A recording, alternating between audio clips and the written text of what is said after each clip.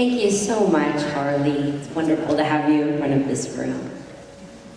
It is with great pleasure that I introduce our keynote speaker. All of us know him as Larry Harvey, the founder of Burning Man. But in my 5 years of working at the organization, I've seen true demonstration of his leadership because he asks the hard questions. He helps move complex people and complex systems through uncharted territory. And he definitely prompts discourse. It's exciting to think that Larry Harvey wrote the 10 principles to describe what was happening at Burning Man so that they could be applied to regional events. That was a big turning point. It's exciting for me to think about this being another exciting turning point. We're in a new era now. Look at all of you gathered here. It's exciting to imagine what's next. Larry, thank you so much for being here. Ladies and gentlemen, Larry Harvey.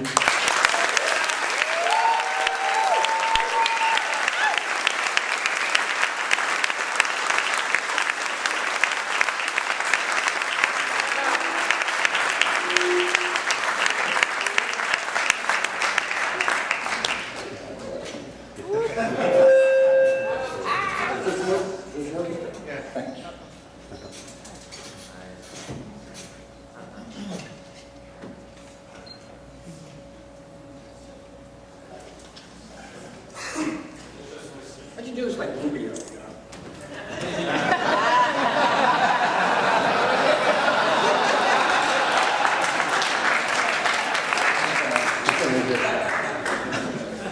I apologize to every Republican.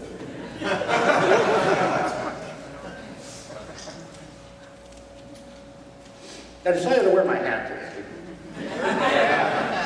Well, really, I don't actually wear it very much anymore. You know, for years people would think, am I getting reverb? For years people would ask me if they could wear my hat, and I'd give it to them, and I would always say, you really look great in that.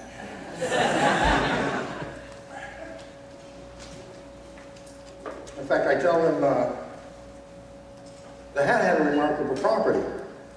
It made everybody who wore it look good. And I believed it. And then one day, dismally staring at my bathroom mirror, I said to myself, you know, everybody looks good in that hat. Everybody but me. So I quit wearing it. There were other reasons, but that was one. Another origin myth. But I decided this morning to wear it for this August occasion. So I put it back on. I've come to talk to you today about am I the only one hearing something? Okay, I've come to you to talk about the ethos of our culture, specifically to talk about the role of the 10 principles and about our way forward as a community. We're convened here as a body that in some sense is united by the principles. But let me ask you a question. Do any of you actually think that anyone ever came to Burning Man because of the 10 principles? Really? Yeah. I mean, you know, somebody writing a doctoral thesis. I don't think much. But let me paraphrase from an essay written by Benjamin Wax, known to many of you as Caveat Magister. Is he in the room? There he is. Stand up. Is that him? How do you see it? He says, we came to Burning Man because we sensed something happening. We felt its potential all the way down to our bones, and we were called to be a part of it. Later, maybe, we learned it has 10 principles, and we started looking at them as a way to aspire to what we had already been inspired by. He is saying that the principles do not precede immediate experience. They issue out of it. Back in 2004, in authoring the principles, I performed a little thought experiment. I took a look backward in time, and I asked myself, did these principles actually exist on paper beach? Were they in some way present at the origin of knowing man? Not for the first time. Let me tell you the story. You're not tired of this story. I called my friend and said, let's build a man and bring him on the beach. I didn't say why. That's what reporters always ask me. Why? It's kind of embarrassing, right? I didn't say why because I didn't know why. It just came to me, something situated deep inside me. I had to find a habitation for. Something passionate, something essential. And I wanted to share it with others, to project it out. You know what? It's called radical self-expression. Now I'm going to speed this up a little. I'll treat it like an action. We built it in a garage. We used materials that came to hand. That's radical self-reliance. When we took it to the beach, we needed help transporting it. We called our friends. That's called human life. Next, we installed it near the tide line, and we set it on fire. And because it was a public place, available to everyone, strangers came running. They spontaneously joined us. There was no bar to entering our circle. What principle is that? Come on, no. Radical inclusion. Radical inclusion, that's right. Once they arrived in our midst, we really welcomed them. We felt that this burning pan thing was theirs as much as it was ours. We didn't expect to get anything from them. We simply made it available to them. We said, here, it's yours. What principle is that? That's right, you're already doing it. And since it was a gift, they felt at ease to play with it. A woman turned up, I didn't know her, nobody knew her. The flames were shining, the wind was shining the flames to one side, and she ran up and took its hand.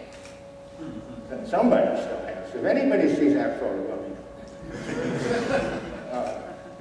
and we were delighted by this.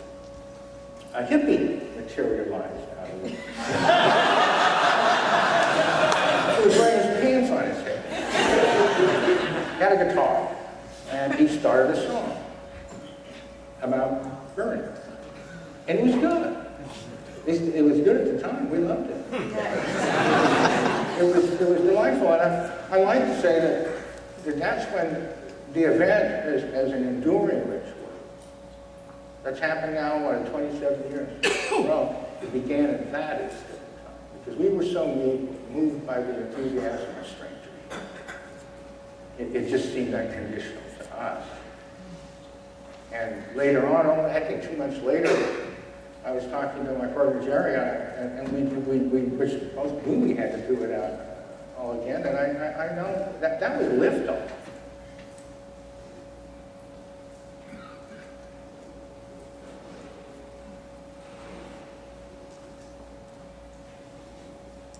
So, because it was a gift, people started participating.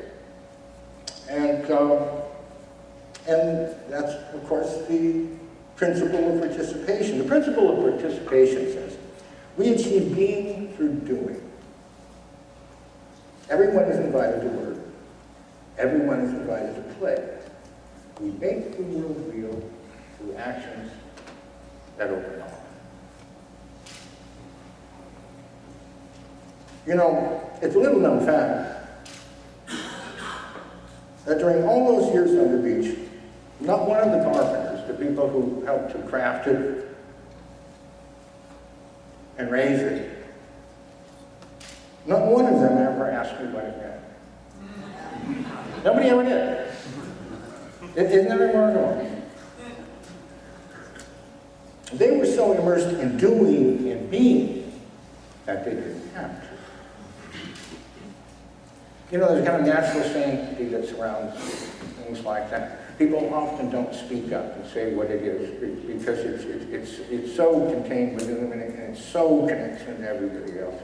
And it's so manifest and imminent that it's almost a profanation to say anything. You know, I mean, everyone's been through experiences. Of course, I'm always saying things, but I talk in church, or I would if I went.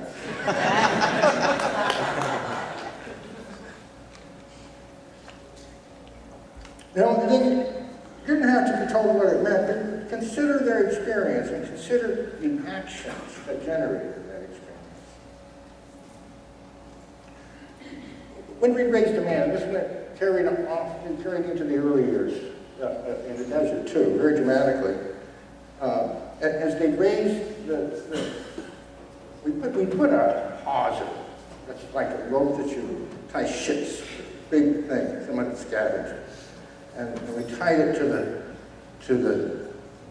its midsection, the solar plexus. And not because we thought that was symbolic, but because that was the center of gravity.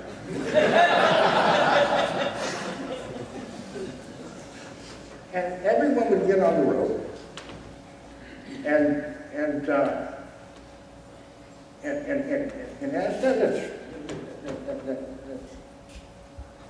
3/4 ton thing, or was it 2.5? God, I forget. It was heavy. It was big. When it would start to come up, tension would just sing along that line. It would just enter into people's bodies, and everybody was aligned together and connected with everyone else to the rope. We were all in a straight line, and that aligned with his spine.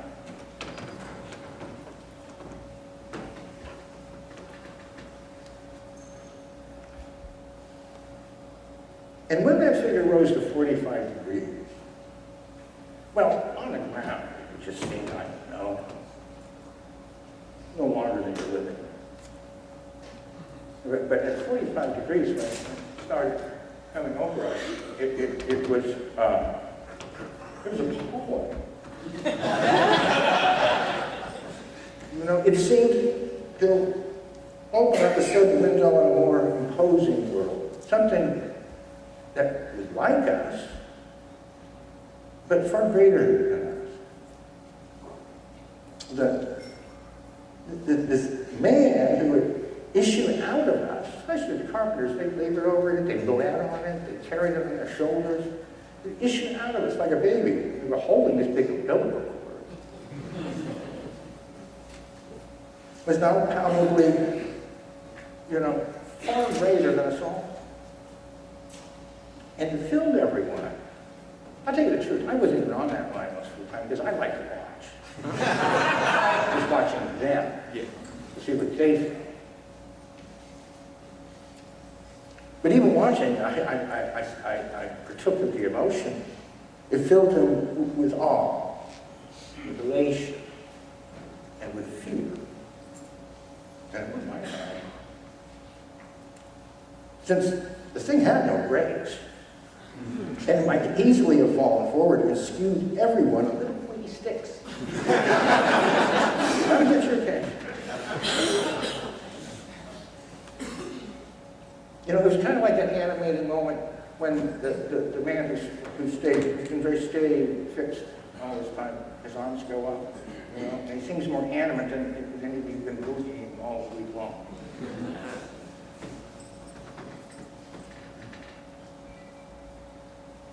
So that's why these people have to ask,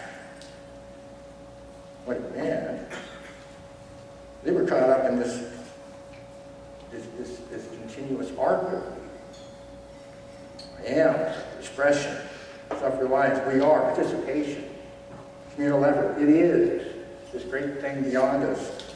Contact, what is the principle of immediacy? There's contact with a natural world, exceeding human powers. Burden is a burden. It passes through us and it changes who we are. We all know this.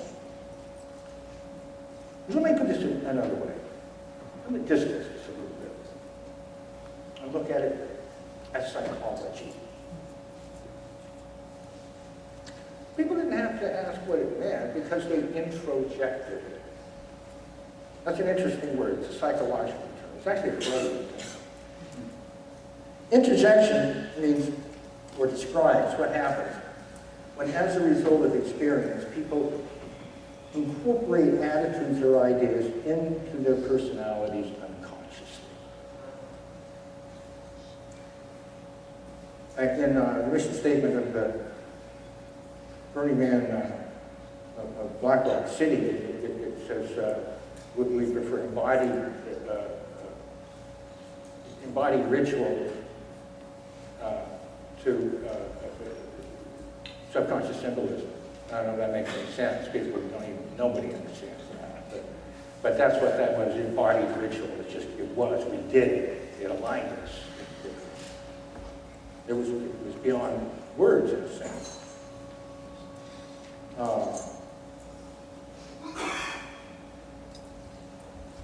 This is the kind of experience that cultures from the beginning of time wish you had. It's not about what you believe, it's about what you do, and who you are.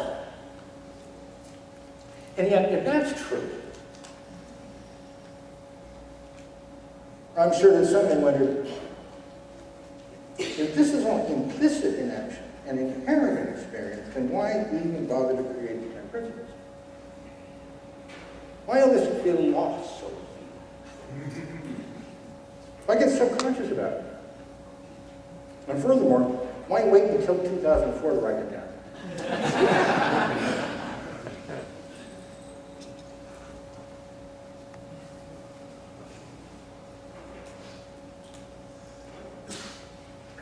So let's consider the genesis of the regional movement. This was alluded to earlier. In 2004, Burning Man had gone to a fair city, and many people had experienced this fully integrated way of life at that scale. Very persuasive. But standing for the whole world somehow at that scale. And then they'd gone back to their communities determined to keep being that way in their personal lives and with others. If they just consumed it, they wouldn't have done that. Instead, what they'd done is they introjected it. They internalized it. They made it a part of themselves, these values that they just sensed. And they wanted to rehearse this change they felt in themselves. They wanted to find a way to keep doing it. But this presented them with a challenge. Here are a couple of the problems they faced. First, what they experienced was very hard to explain to people. They talked to their friends and co-workers who had been to the event, only to realize that it's very difficult to construe this for people. I'm sure many of you have experienced this. You can go on and on raving about a disjointed series of epiphanies only to realize the people you're addressing are beginning to look like little gingerbread men with raisin eyes. That's because they don't have anything to compare it with. And it's so uncommon. It doesn't fit in with their position. And then, if you get really frustrated, you might say, oh, you just have to be there to understand it. And then someone else might say, oh, it sounds kind of like a cult to me.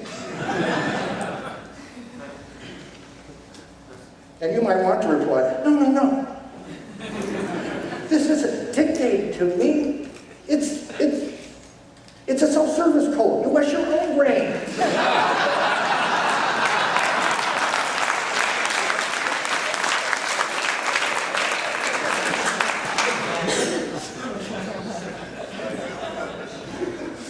That's Michael's line.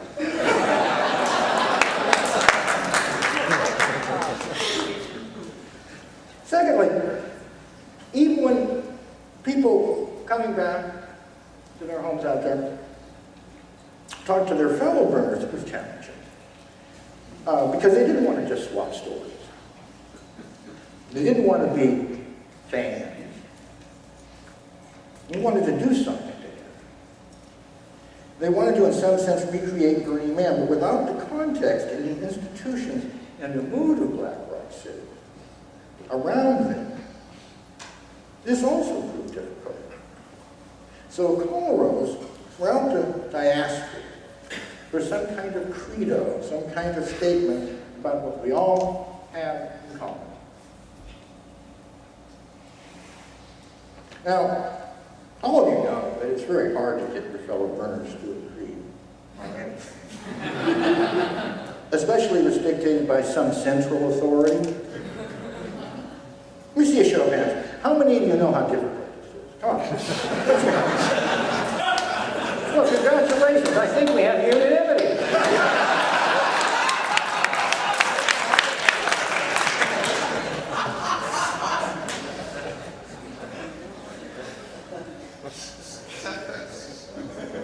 But here's the interesting thing. From the moment that the 10 principles were published, people simply inhaled them as by regret. I mean, they were written in collaboration with some of the earliest regional contacts, but I don't know if they had that much personal sway. People just came to people and met their need like polished Harvey to the poem. They just, of course, just like that. Today, there are dozens of burn events all over the world.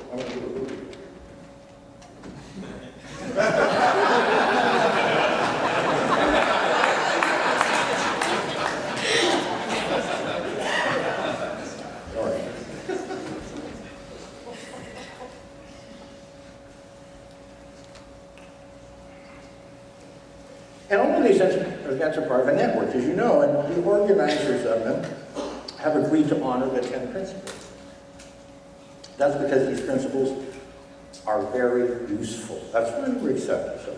They're very useful. Useful so that you can do things with other people.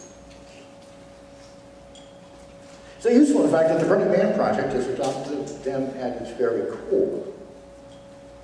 Its mission is to spread Burning Man culture throughout the world. What is more, the project will be governed by what we call the Philosophic Center. Let me quote from the Philosophic Center's mission statement. I mean, usually in organizations, philosophy, well, and I was in the Army, and the sergeant introduced the chaplain, and he'd talk about goodwill toward men or something, and then the sergeant would say, well, thank you, Padre, dismissing him, and then they'd say, you know, and I'll grab your nuts and grab your gun, and, you know, let's get down to business of killing people, or with business making a lot of money. But this philosophic stuff is going to be a little different. Here's what it says in the bylaws of the project. It says the Philosophic Center, you have to listen carefully. The Philosophical Center will serve as both the conscience and the collective memory of the Burning Man project. The Philosophical Center will guide the interpretation and application of the 10 principles in the project's operation, and it will elucidate the principles by means of a precedential approach that examines how these principles have been effectively used to solve past problems, to answer questions, laying particular stress on how these principles have historically emerged from immediate experience. In other words, these aren't the 10 Commandments we're talking about. They're a little more like the Talmud, in that we're not saying that they're prescriptive, they're descriptive, not prescriptive. They don't say, you have to do this.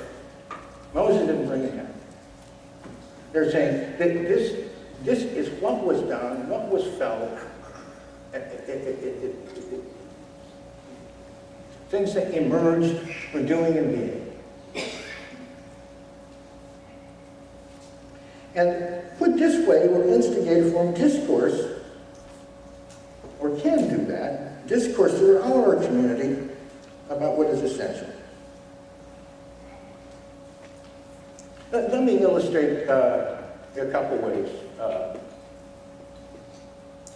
how this can aid us all and think together. And thinking together, be able to do things.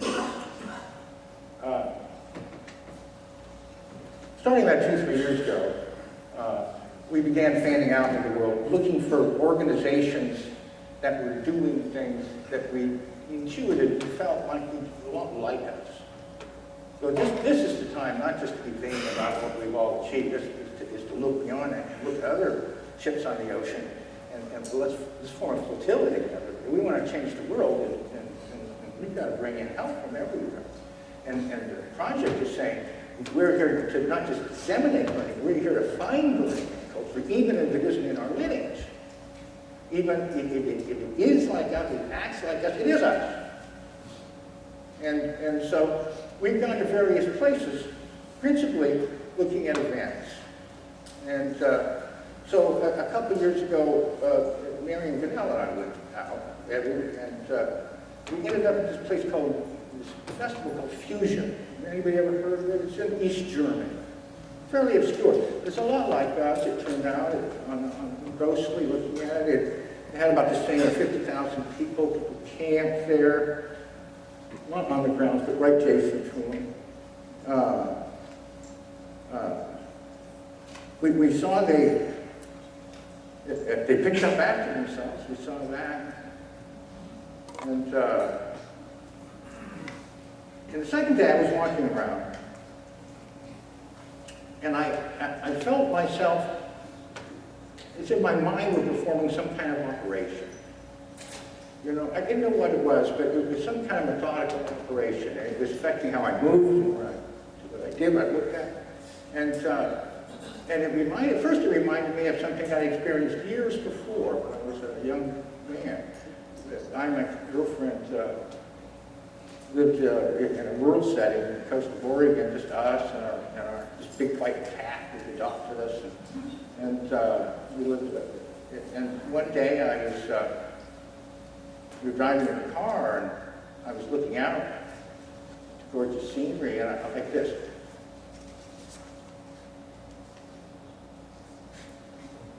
And I thought, you know how it is.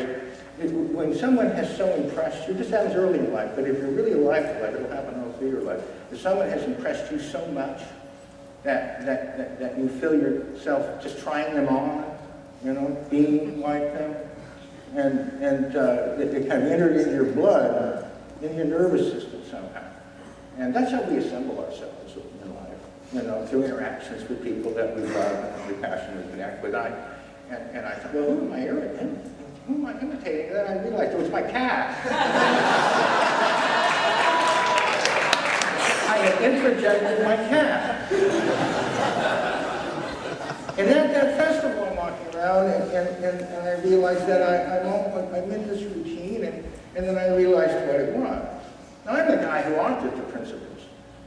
But I realized, you know what I'm doing? I'm going through the 10 principles here. I'm going tick, tick, tick, tick, tick. Do they do that? Do they do that? Do they do that? Do they walk like that?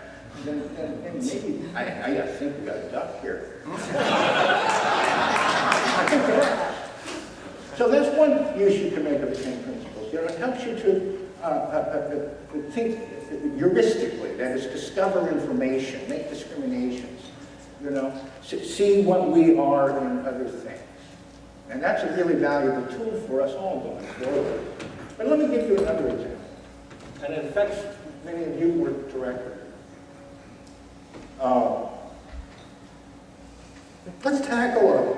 Let's use the principles to tackle a practical question that many of you face.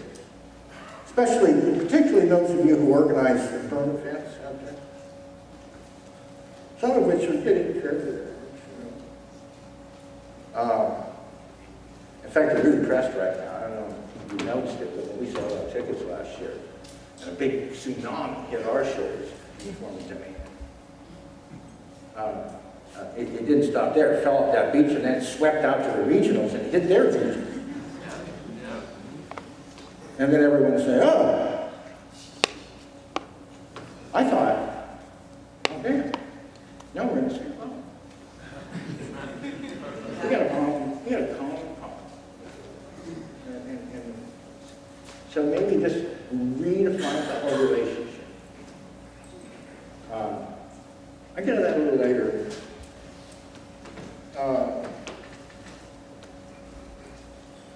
But first let me say that part of the challenge, say just in terms of these events, part of the challenge in growing is that an idea has grown up in the broader community. It says the Burning Man is anti-commercial, that we despise commerce. And, well, it's partially true. That is, it's a critique of consumer society, yes. The principle of decommodification says, in order to preserve the spirit of gift, our community seeks to create environments that are unmediated by commercial sponsorships, transactions, or advertising. We resist the substitution of consumption for participatory experience. Well, yes, we do. But at the same time, all of you know that the Burning Man event sells tickets. That's a commercial transaction, isn't it? And some people will wag fat fingers and they say, "Oh, hypocrite."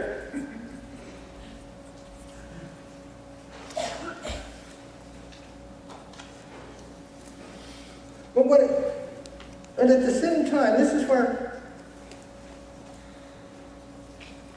it can get more interesting. Especially if you use one principle to interrogate another. Our practice running the event is also informed by radical self-reliance. And this is an inherently economic principle. How do you marshal resources to do things? How do you marshal more and more resources? What tools do you use to do things when things start to get bigger? You know, my partner Jerry James and I used to scrap lumber when we built the first man. But when it got to larger scales, this inevitably required money. So first we used our own money, then we passed a hat at the event. And finally, we sold tickets. It was a full-time job, and we paid ourselves.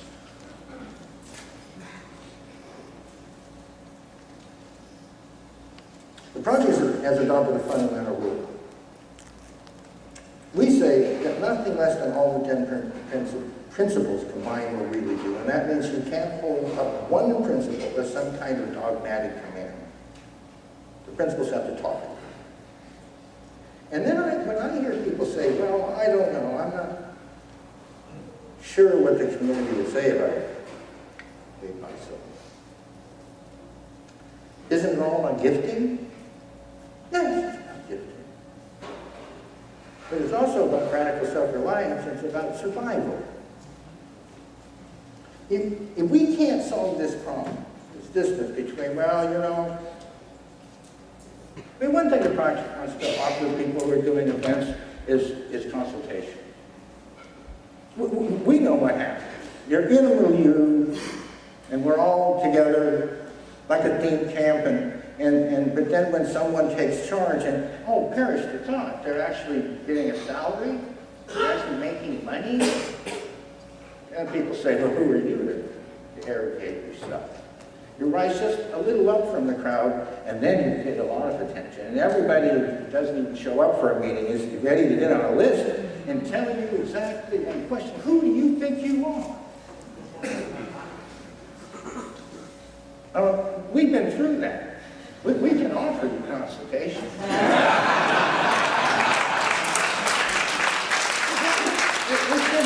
It must be to everybody. I can tell you, if it's any comfort, what eventually happens.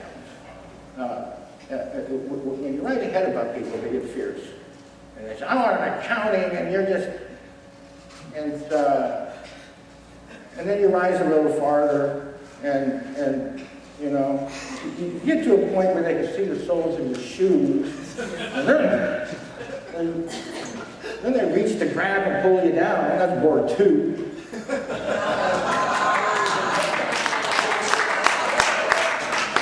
Pull you down, you feel off it is. And then after a little while, if you communicate to people, if you're as good as your word, if you demonstrate integrity, if you can handle money responsibly, and if you create something that benefits, manifests with everything, And finally, you ascended so high up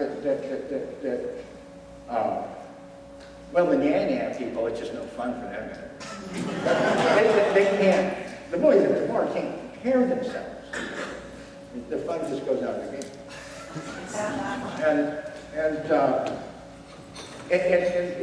So, but that's something to think about because, you know, one of the biggest challenges that faces everyone is this business about how do we deal with the issue of money. We've got to grow up. We've got to be able to, if this thing is going to move out into the world, then we have to solve that question. It's not going anywhere. It'll just be kept down to a very small scale. Because no one will be able to organize it sufficiently, they won't be able to devote enough time to it. You know what happens in teen camps. 1, 2, 3 people, maybe one person's doing all the work, and 10 friends and friends and friends of friends join, and pretty soon they get they're worked out, and then the thing breaks up. It only goes so big. But Burning Man has managed to grow large because we were put through a really strenuous course in how to run a business and how to responsibly deal with money. It's not against the pure principles of gifting and decommodification. In fact, those things wouldn't even exist if you couldn't create the context in which those things could take form.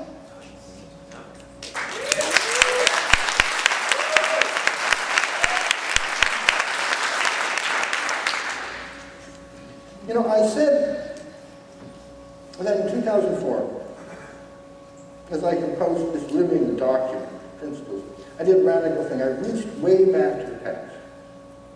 And I also said that I was impelled to do it because the people out there, you people in fact, wanted to move into a greater future. That's why they were created. We stand here on the brink of that future. And let's not be defeated in that. It's time to use the world's tools to affirm what we are. And that's the only way we're going to realize our mission together. Now, listen, I've got one last question for you. Oh, and by the way, later in the year we hope to come up with a blog suite like the one we did in Metropole, I don't know if you remember. It was all about urbanism, and it's going to be about 10 principles. And then eventually, perhaps in 2004, we want to start a road show or inspire people to do it locally or a bit of both. And people can need to talk about discourse in terms of the principles. Using history, looking at them empirically, using them as a tool. So that we can think together and act together to do greater things.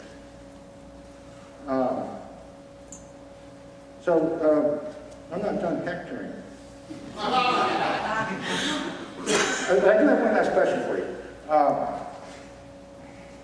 How many of you saw the sport movie last night?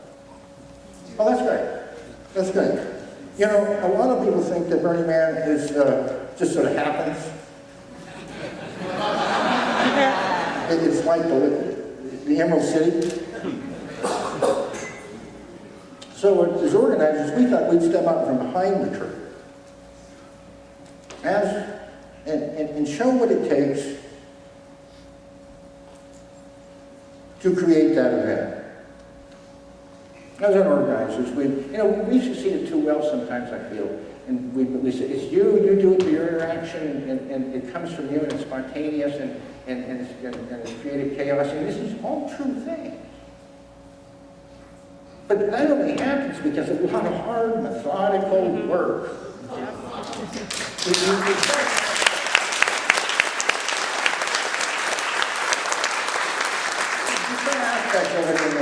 Now, it wasn't glamorous, and they filmed us at meetings and doing things, and they had to throw most of it out, because it doesn't look very interesting from the outside. But from the inside, as it aligns you with a purpose greater than yourself and connects you to your co-workers, and your friend. And as it gives your life meaning, there's nothing like it. So we just wanted to, I urged that that film be shown, and we all knew it was a good idea. Because we want you to be like us. We want you to be like us. And now, I'll take off my hat.